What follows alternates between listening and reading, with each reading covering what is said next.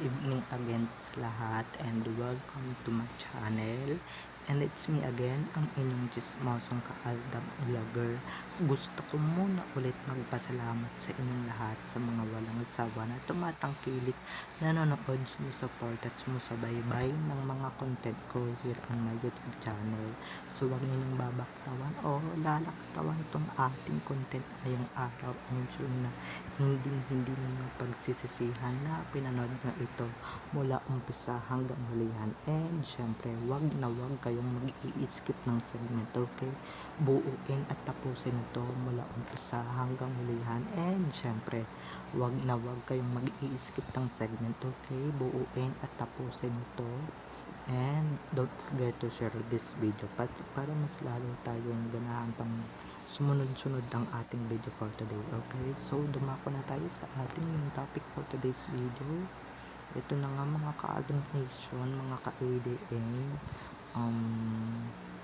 Mamaya ipapaliwanag ko sa inyo ng buong. So ito na guys, watch this.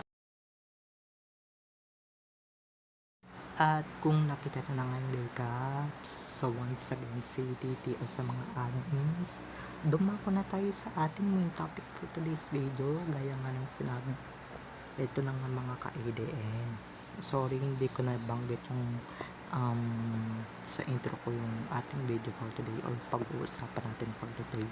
Pero ito na nga, sa mga nalilito and syempre sa mga ka-ADN natin, nanonood pa rin ng Itbulaga dahil nanonood pa rin talaga sila ng Itbulaga. Syempre yung iba dyan, mga nalilito na rin, mga nagmumukhang tanga na rin, diba, ng mga nagmumukhang ewan na rin talaga, tanong ng tanong sa amin.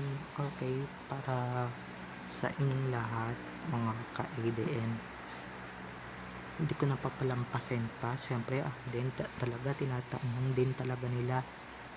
Ito na nga, magsasalita na nga ako dahil ito na finally sa mga nga naguguluhan kung sino ba talaga yung laging nasa Itbulaga. Siyempre, sasagutin na natin ng walang patumanggayan. Walang iba kundi si Clowny, okay? Na nanlilito rin talaga. Siyempre, utos yun ng management niya na, nandito ka, ito yung role mo, pumasok ka everyday. Kunwari, ikaw si May, diba? Lituhin mo yung mga tao, ganyan. Siyempre, ito naman si Clowny bilang Gina J, gipit na gipit. Siyempre, nililito niya yung mga audiences. Ito namang mga audiences, talagang mga uto-uto, tanga-tanga. Diba? Mga syunga-syunga na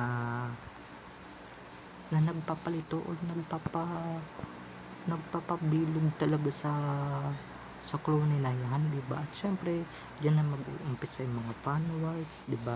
Dyan na mag-uumpisa yung diba? Paano mabubuntis si Min? Nandyan nga siya sa Itbulaga, mga ganyan, diba? Paano ikakasal si Min kay Alden? Nandyan nga siya sa Itbulaga, diba? Halos everyday siya nandun. None of the above, mga ka-ADN. Unang-una, kasal siya kay Alden. Pangalawa, nabubuntis talaga si Min. And syempre, mostly talaga mga ka-ADN,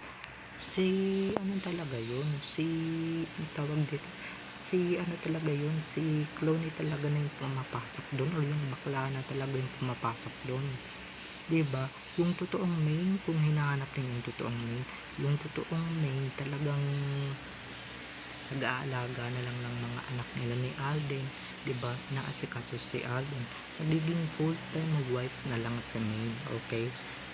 Yung Clowny na yun, diba? Kaya, diba, yung Clowny na yun, wala lang, panakit-butas lang yun. Kasi nga, para naman yung iba dyan, hindi sila magtaka or hindi sila mag-isip na kung ba't wala na talaga si Min sa Itbulaga, diba? Dahil for sure, pag walang May Mendoza dun sa Itbulaga, walang gaganahang manood, diba? Dito pa nga lang kay Clowny, diba? Wala nga yung tunay na May Mendoza, wala yung real main, okay? Wala na yung real main sa Itbulaga.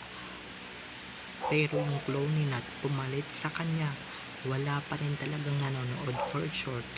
Ano na talaga yung Itbulaga, tawag dito, bagsak na talaga yung ratings, okay mga ka-ADN? Wala naman na itutulot yan, yan naman na itutulong niya yung si Clooney. Ang naitutulong lang yan, pagbigat lang din yan sa show di ba? Imbis na makatulong, lalo pang sumasadsad sa ratings yung show, di ba? Bukod sa kinakarma na ngayong Itbulaga, talagang kumuha pa sila dun sa, di ba? Kumuha pa sila ng Clooney na talagang walang kumakausap, walang kumikibo kay Ming or kay Clooney or whoever she is or whoever he is. Wala talagang kumakausap sa kanya, di ba? Nagmumukha lang siyang kawawa at nagmumukha lang siyang katawa-tawa dun di ba? Even Paulo, ako personally, marami akong napapanood talaga na Itbulaga na clip sa TikTok at napapansin ko talaga yung Clooney doon talagang nagmumukhang tanga talaga, di ba? Wala siyang kabanter-banter or wala siyang kabiruan kasi nga hindi siya yung real main. Kung yung real main yan, mayat maya yan chinichika yan ni Kuya Jose, ni Kuya Wally, di ba, ni Kuya Paulo, ni Alan Kay, di ba, na ni Liza May, di ba? Although yung mga babae, oo, si Miles, si Liza, talagang napipilitan na lang talaga sila chikahin or pati na rin yung mga boys dyan na si Alan Kay, si Paulo, and syempre sila Jose Tuwali. Syempre pag hindi nila chinika yan, di ba, yun yung unang papasok sa isip ng mga tao na ba't hindi nila chinichika si Mini? Dati naman, di ba, super close sila, pero ngayon nag-iba na ihip ng hangin kasi nga mga ka-ADM, hindi na nga si Main yun, hindi na nga totoong Main yung nandoon, di ba? Kumbaga Clooney na lang yun, kumbaga robot na lang yun, syempre, di ba, kumbaga photocopy na lang yun or human copy na lang yung nandoon. Syempre kahit na sabihin ko pa ulit-ulit sa inyo to or i-explain sa inyo, talagang ibabash nilang ako di ba? Pag talagang anuhin lang talaga yung utak ninyo, guguluhin lang talaga yung utak ninyo mga ka-ADM, diba? Nang walang kwenta Clooney na yan. Syempre yung iba dyan, diba? Yun naman talaga yung goal niyang tao yan, diba? Kaya siya pumasok sa Itbulaga just to para mapaniwala niya yung mga tao na siya talaga si May at yung sinasabi nating totoong May, siya yung peke, diba? Ganun yun. So syempre yung totoong May, diba, sasabihin nila asawa ni Arjo, diba, nandyan sa Itbulaga, tapos diba yung mga nababalitaan natin na talagang binabasag nila talaga na wala naman sa ibang bansa nandun naman talaga sa May sa Itbulaga diba, throwback na yung pinapakita ninyo diba, mga wala kayong kwenta, ganyan, diba, mga ganun talaga yung mindset nila kasi nga mga ka-ADM naniniwala na sila, di ba? Naniniwala na sila doon sa napapanood nila, sa nakikita nila na nasa TV na porket kamukha ni Min, di ba? Mabubudol ka na lang talaga. Kasi Min talaga yung nandoon, si Min talaga yung physical mong nakikita sa Itbulaga. Pero yung iba nating sources, talagang hindi naniniwalang hindi si Min yun, di ba? Or si Clooney yun, naniniwala silang si Clooney yun, diba? Kasi sila talaga yung nasa tamang pag-iisip pa. Itong mga to mukhang wala na talaga to sa tamang pag-iisip, mukhang naguluhan na, mukhang nagmukha ng tanga, diba? Nagmukha ng mukha ng eng yung mga utak nila, yung mga puso't isip nila talagang hindi na talaga, diba, para bang naguguluhan na talaga sila, diba mga ka-ADN? Tayo, ako personally, hindi na talaga ako casual viewer ng Itbulaga or hindi na ako nanonood ng show na yon tagal ng panahon, di ba? Pero still updated pa rin talaga ako kasi nga, di ba, makikita mo naman yun din, di ba, sa One for All pa lang or Sugod Bahay, diba, kumpul-kumpul silang mga house doon, hindi na, wala nang kumakausap kay Min, diba, or kay Clooney or whoever he is, wala nang kumakausap sa kanya. Ibig sabihin, nagmumukha siyang tanga, 'di ba? Kahit sa sulok man lang ang konti ng kumakausap sa kanya. Yung Liza May, pati yung Miles Ocampo lang kumakausap sa kanya. Maski yung Karen ay Istrup or Istrup, talagang yun lang din talaga yung kumakausap sa kanya. Pero yung sabihin mong jump pack talaga, ay hindi, 'di ba? Akala siguro ni Clooney na pagkakinapin niya yung May, si May, talagang magagaya siya dun kay totoong May, dun sa real May, na talagang princess talaga ituring, 'di ba? Na talagang chinichika, talagang kinakausap ng bonggang-bongga, kinikibo. Kaso wala, epic failed, 'di ba? Pero ngayon talagang pakikisama na lang talaga syempre kasali din naman talaga sila sa Sarsuela yung ibang mga host doon, di ba?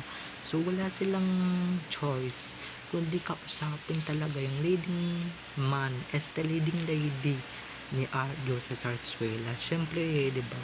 Takot silang matanggal, takot silang matanggal, kaya ayan, bilang consequences or bilang talaga, kailangan ninyong kausapin yan, kundi automatic matatanggal kayo. Pero wala pa rin talaga kahit anong pagbabantat pananakot ninyo dyan, wala talagang kakausap dyan, kasi nga yung totoong may mahal na mahal talaga ng mga dabber cards. Pero itong clone na to, walang nare-receive na pagmamahal.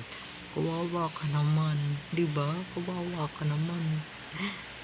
Ginawa ka na nga para mahalin, tapos wala pa rin talagang nagmamahal sa'yo, di ba? Anong nararamdaman mo? Kung ako sa'yo, lumayas ka na dyan, kasi nga wala nang tatanggap sa'yo at walang magmamahal sa'yo, dahil isa ka lang photocopy or human copy ni Maine. Okay? So, bye-bye na mga ka-ADN. I love you all. Have a nice day. Keep safe. And God bless everyone. Bye-bye. I love you all. Enjoy watching. Don't forget to subscribe to my YouTube channel. And syempre, don't forget to click the notification bell para pag nag-upload ako, kayo agad ang unang manonotify sa aking mga susunod pang i-upload na mga videos. Okay? So, bye-bye na mga ka-ADN. I love you all. Have a nice day. Keep safe. And God bless everyone. Bye-bye. I love you all. Enjoy watching. See you on my next videos, everyone. Bye-bye.